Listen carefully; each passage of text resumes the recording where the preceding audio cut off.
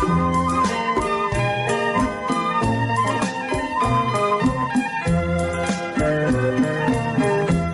ងបានឃើញស្រីល្អស្អាតដូចតែណពីសួគីបងបានឃើញស្រីល្អស្អាតដូចតែណពីសួគី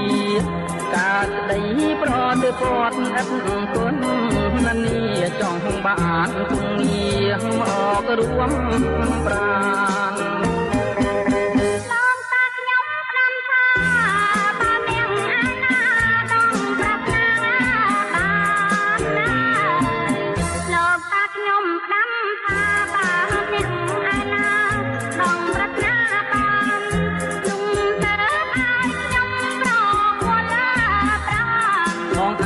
បោះបានសួរមកចុះអូនអើ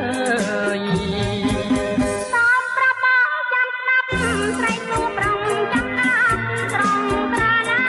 ត្រាញ៉ាសូមប្រាប់បងចាំស្ដាប់ស្រីគូប្រុងចាំណាត្រង់ត្រានត្រើយហើយទឹកឆ្នាំដល់បានតាហានតាត់ណាវិញសូមប្រងលោកលី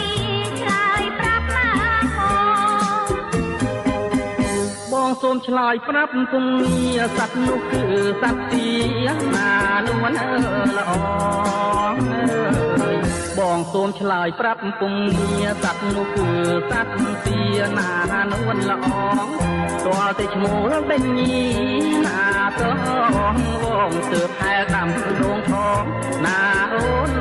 ស្រី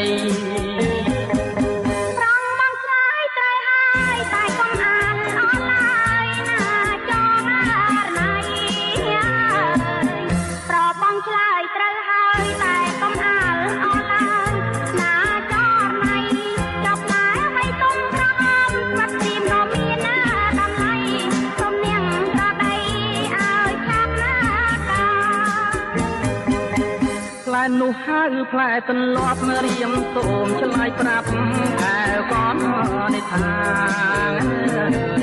ផ្លែនោះហៅផ្លែទន្លាប់រៀមសូមឆ្លើយប្រាប់កែវកននេះថា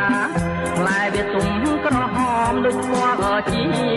វ៉ាកំពុងពេញស្នេហាហាមអករកខ្ញុំ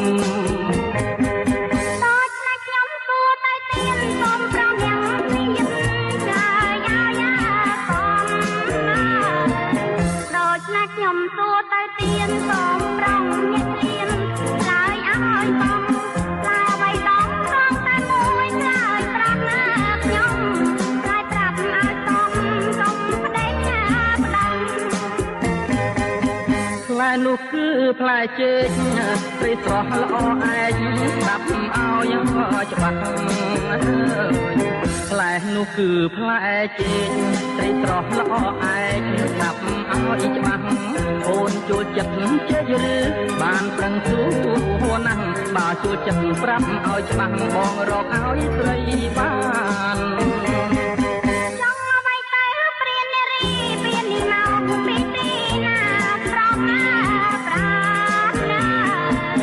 ចង់អ្វីទៅព្រាននារីព្រាននេះមកពីទីណាប្រងប្រា